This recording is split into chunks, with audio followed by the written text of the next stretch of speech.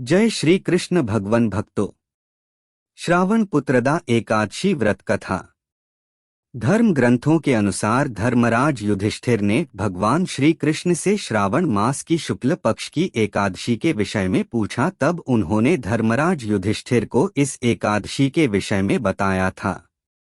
भगवान श्री कृष्ण ने धर्मराज युधिष्ठिर को कहा, हे धर्मराज, श्रावण मास की शुक्ल पक्ष की एकादशी को पुत्रदा एकादशी, पवित्रोपना एकादशी और पवित्रा एकादशी जैसे अलग अलग नामों से जाना जाता है। इसका महात्म्य इसके नाम में ही वर्णित है। इस एकादशी का व्रत करने से पुत्र प्राप्ति की कामना पूर्ण होती है, इसलिए इसका एक नाम पुत्रदा एकादशी है। इसका व्रत करने से जातक के सभी पाप उतर जाते हैं और निर्मल हो जाता है। पापियों को भी पवित्र कर देने के कारण इसे पवित्रोपना एकादशी और पवित्रा एकादशी कहा जाता है। इस एकादशी की व्रत कथा और महात्म्य कहने और सुनने से ही वाजपेय यज्ञ के समान पुण्य फल प्राप्त होता है। फिर भगवान श्री कृष्ण ने कहा, हे धर्मराज, अब मैं आपसे पुत्रदा एकादशी की कथा कहता हूँ, आप ध्यान से सुनिए। प्राचीन काल में महिष्मती नगर पर महीजित नाम का एक राजा राज्य करता था। वह बहुत ही धार्मिक, कर्तव्यपरायण, न्यायप्रिय और संतान के समान प्रजा का पालन करने वाला राजा था। उसके राज्य में प्रजा सुख और आनंद का अनुभव करती थी। राजा महीजित के कोई संतान नहीं थी, इस कारण वो बहुत दुखी रहते थे। इस दुख के कारण उनको किसी भी चीज में आनंद का अनुभव नहीं होता था। उनको ऐसा लगता था कि बिना पुत्र के मनुष्य अपने पितृ ऋण से उऋण नहीं हो सकता। बिना संतान के मनुष्य ना तो इस लोक में सुख का अनुभव कर सकता है और ना ही परलोक में सुखी रह सकता है। इसी दुख और चिंता के कारण राजा हमेशा चिंतित रहता। राजा ने पुत्र प्राप्ति के लिए अनेक प्रकार के उपाय किए, परंतु उसकी मनोकामना पूर्ण नहीं हुई। धीरे धीरे समय व्यतीत होता जा रहा था और राजा की चिंता और गहरी होती जा रही थी। राजा ने अपने मंत्रियों और गुरुजनों को बुलाकर अपनी चिंता बताई।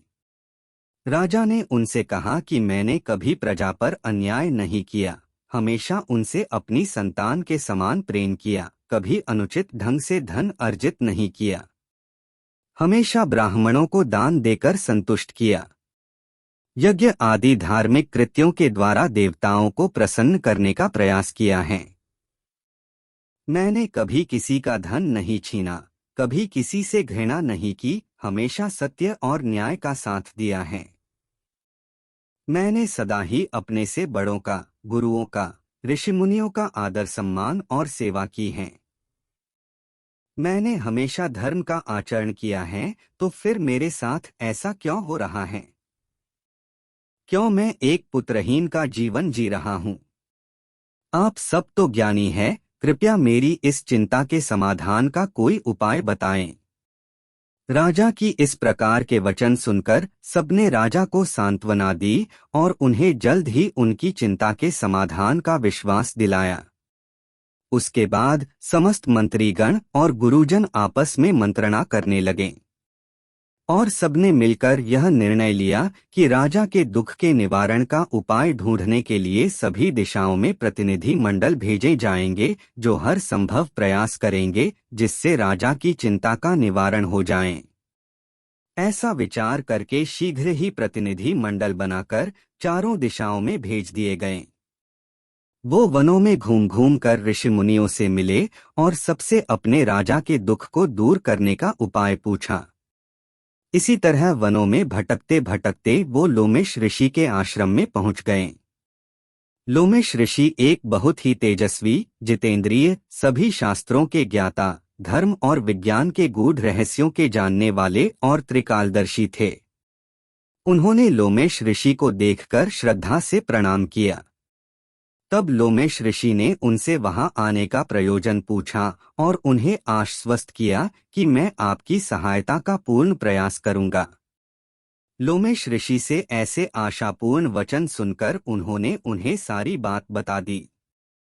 वे बोले, हे ऋषिवर, हम बहुत आशा से आपके पास आए हैं और हमें विश्वास है कि आप ही हमारे दुखों का अंत कर सकते हैं। हमारे राजा महीजित बहुत ही न्यायप्रिय, धर्म का पालन करने वाले, बड़ों का आदर सम्मान करने वाले, सत्य पर चलने वाले और प्रजा से प्रेम करने वाले हैं। ऐसे धर्मशील राजा के कोई पुत्र नहीं है और वो इसी बात से बहुत दुखी है और हम उनका दुख दूर करने का उपाय चाहते हैं। और अब आपके पास आकर हमें ऐसा लगता है कि आप ही हमारी समस्या का निवारण करेंगे। उन सबके वचन सुनकर ऋषि लोमेश ने अपने नेत्र बंद कर लिए और अपनी शक्ति से राजा के पूर्वजन्म की सारी कहानी जान ली। फिर थोड़ी देर पश्चात आंखें खोली और उस प्रतिनिधि मंडल के लोगों को राजा के पूर्व जन्म की कहानी सुनाने लगे। ऋषि लोमेश बोले, आज का राजा महीजित पूर्व जन्म में एक निर्धन वैश्य था और निर्धन होने के कारण धन प्राप्ति के लिए उसने बहुत से पाप युक्त कर्म किए। एक बार ज्येष्ठ मास की शुक्ल पक्ष की दशमी के दिन वो व्यापार के लिए दूसरे शहर जा रहा था। मार्ग में उसे कहीं भी खाने को कुछ नहीं मिला और पूरे 2 दिन तक वो भूखा प्यासा जंगल में भोजन और पानी की तलाश में भटकता फिर रहा था। वो दिन ज्येष्ठ मास के शुक्ल पक्ष की द्वादशी का दिना था और वो भूख और प्यास से व्यथित भटकता हुआ एक सरोवर के निकट पहुंच गया। उसने जब पानी देखा तो वो पानी पीने के लिए सरोवर के पास गया। तभी वहां पर एक प्यासी गाय भी पानी पीने आ गई। तब उसने उस गाय को मारकर वहां से भगा दिया और उसे पानी नहीं पीने दिया। पूर्वजन्म में राजा ने स्वयं पानी पीने के लिए एक प्यासी गाय को पानी नहीं पीने देने का अपराध किया था। दशमी तिथि से द्वादशी तक भूखा रहने के कारण अनजाने ही उससे एकादशी का व्रत हो गया था। उसी व्रत के पुण्य प्रभाव से वो इस जन्म में राजा बना है और उस गाय को पानी न पीने देने के कारण उसके आज कोई संतान नहीं है। यह रहस्य जानने के बाद उन सभी ने ऋषि लोमिश से उस पूर्व जन्म के पाप के प्रायश्चित के विषय में पूछा। तब उन्होंने बताया कि उस पाप के प्रायश्चित और पुत्र प्राप्ति के लिए आप लोगों को राजा के साथ श्रावण मास की शुक्ल पक्ष की एकादशी, जिसे पुत्रदा एकादशी भी कहते हैं, उसका व्रत करना होगा और आप लोगों को संकल्प के द्वारा अपने व्रत का पुण्य अपने राजा को देना होगा, जिससे उससे पूर्व जन्म के पाप का प्रायश्चित हो जाए और उसे पुत्र की प्राप्ति हो। इस व्रत के प्रभाव से अवश्य ही आपके राजा के पूर्व जन्म के पाप का नाश होगा और उसकी पुत्र प्राप्ति की कामना पूर्ण होगी। ऋषि लोमेश के कथनानुसार उन सभी ने पूरी प्रजा के साथ पुत्रदा एकादशी का व्रत किया और रात भर जागरण किया। तत्पश्चात अगले दिन द्वादशी को संकल्प के द्वारा व्रत का पुण्य राजा को दे दिया। इस व्रत के पुण्य प्रभाव से 9 माह पश्चात रानी ने एक बहुत ही तेजस्वी पुत्र को जन्म दिया और राजा की मनोकामना पूर्ण हुई। यह पूरी कहानी सुनाने के बाद भगवान श्री कृष्ण ने धर्मराज युधिष्ठिर से कहा, हे धर्मराज, इस एकादशी का व्रत करने से मनुष्य की पुत्र पाने की कामना पूर्ण होती है। पुत्र प्राप्ति की इच्छा रखने वाले मनुष्य को यह व्रत अवश्य करना चाहिए। इस व्रत की कथा पढ़ने और सुनने से ही जातक के समस्त पापों का नाश हो जाता है और वो इस लोक में सुख भोग कर अंत में मोक्ष को प्राप्त करता है। वीडियो अच्छी लगी है तो लाइक करें, कमेंट में जय श्री कृष्ण लिखें तथा हमारी और वीडियो देखने के लिए चैनल को सब्सक्राइब करें। जय श्री कृष्ण।